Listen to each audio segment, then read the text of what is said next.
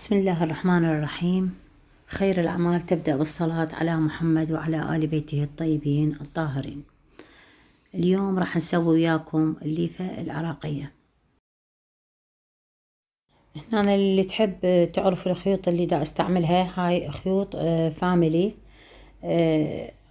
حجمها يكون 50 غرام ومكتوب عليها رقم السنارة. هنا أنا راح استعمل رقم 3. راح أبدي أحوك 20 سلسلة. هاي راجعة لكم إذا تكبروها تزودون عدد السلاسل أو تقللوها. هاي هنا أغلق السلسلة بحلقة منزلقة، وأبدي أسوي بكل غرزة عمود بلفة. أكمل 20 سلسلة كل غرزة عمود بلفة.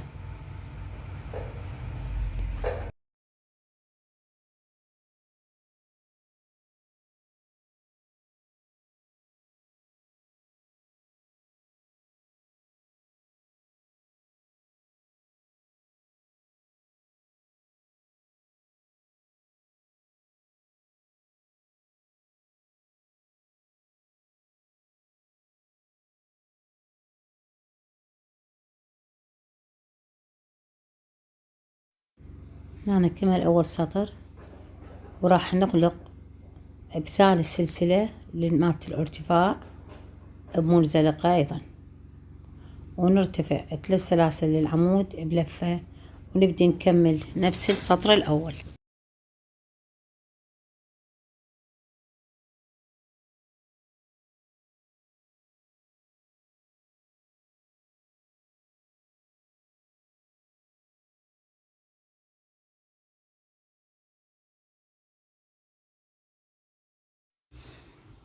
أبقى أحوك عمود بلفة لحد ما أوصل 8 أسطر.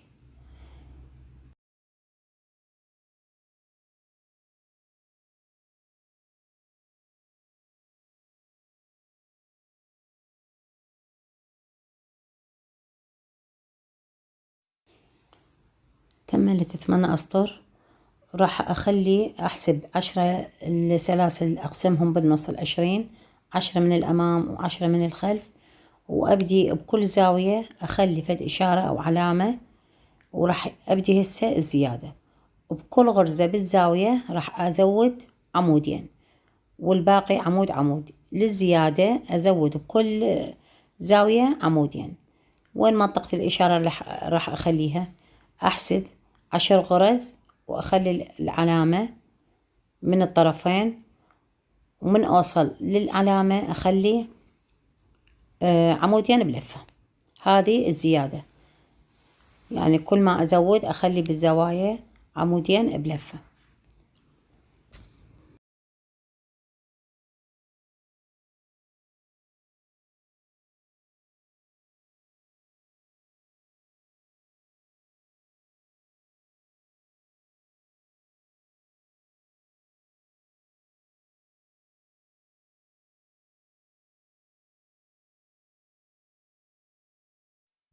طبعا الليفة العراقية تبدي ضيقة من جوا، وبعدين تبدي تعرض من الوسط، والجهة المقابلة تكون بالعكس، عكس الجهة الأولى.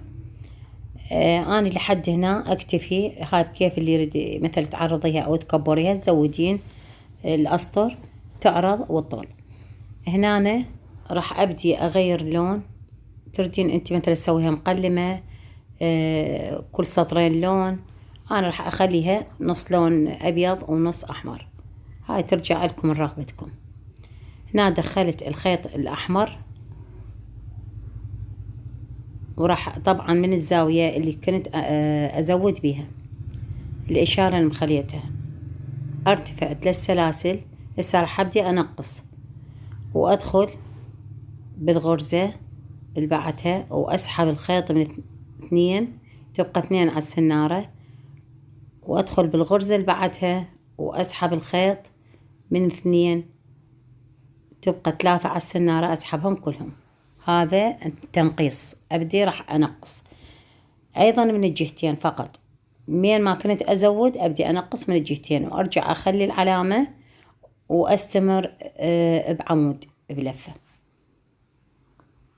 هسه وصلت هاي الجهة الثانية، يعني الزاوية الثانية. ألف الخيط وأدخل السنارة وأسحب الخيط وأخرج من 2 وأبقى 2 على السنارة، وأدخل بالغرزة اللي بعدها وأسحب الخيط من 2، تبقى 3 على السنارة، أسحبهم 3. هذا هو التنقيص. وأخلي الإشارة حتى ما تضيعون وما يخربط الشغل، أخلي الإشارة أحسن يكون الشغل مضبوط، وأبدي أستمر إلى أن أوصل. المفروض يكون عندي 8 أسطر مثل نفس البداية.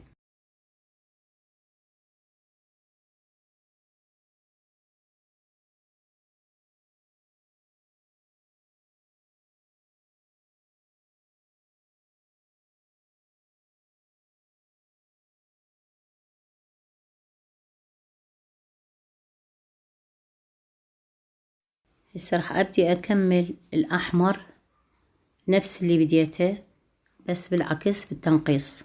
أنا بديت أزود، هسه راح أبدي أنقص لحد ما أوصل ال8 أسطر اللي قلت عليها. هاي هنا كملتها، ما بيها شي، نفس كل عمود بلفة، فقط قلنا الزيادة والنقصان تكون بالزوايا.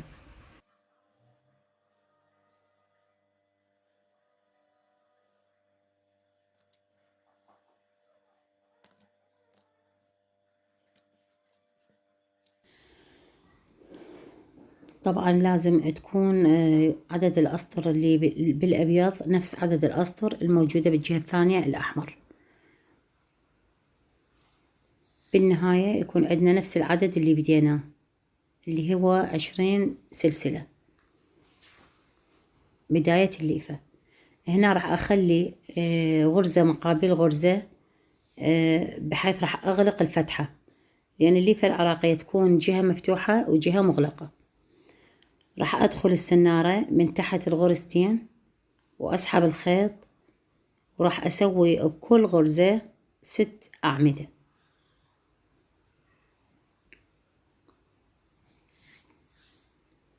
هذا عمود، هذا الثاني. طبعا العمود بلفة كلها تعرفه.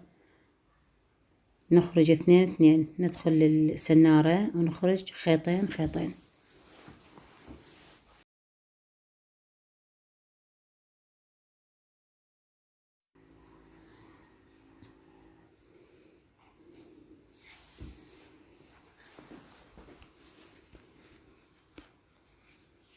هاي النهاية مو إلا كل واحد يسويها، يعني حتى لا غرزة الحشو تغلقوها عادية.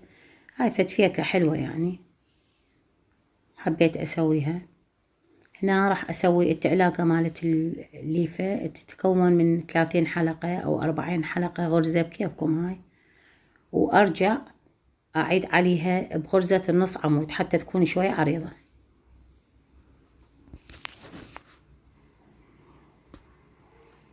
الجهة الثانية قلنا مفتوحة، راح من تحت كل غرزة أسوي بكل غرزة 3 أعمدة عمود بلفة.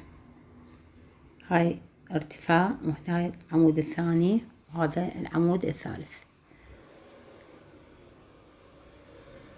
أسوي سلسلة، وبالغرزة اللي بعدها بين غرزة وغرزة أكمل 3 أعمدة، وأرجع أسوي أكمل 30 سلسلة التعلاقة للجهة الثانية.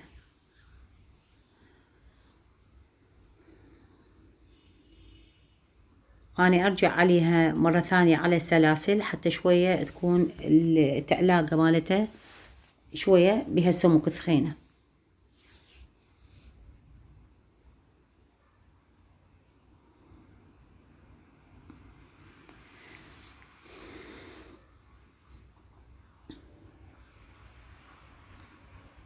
وهاي ليفتنا كملت، إن شاء الله تجربوها وتعجبكم.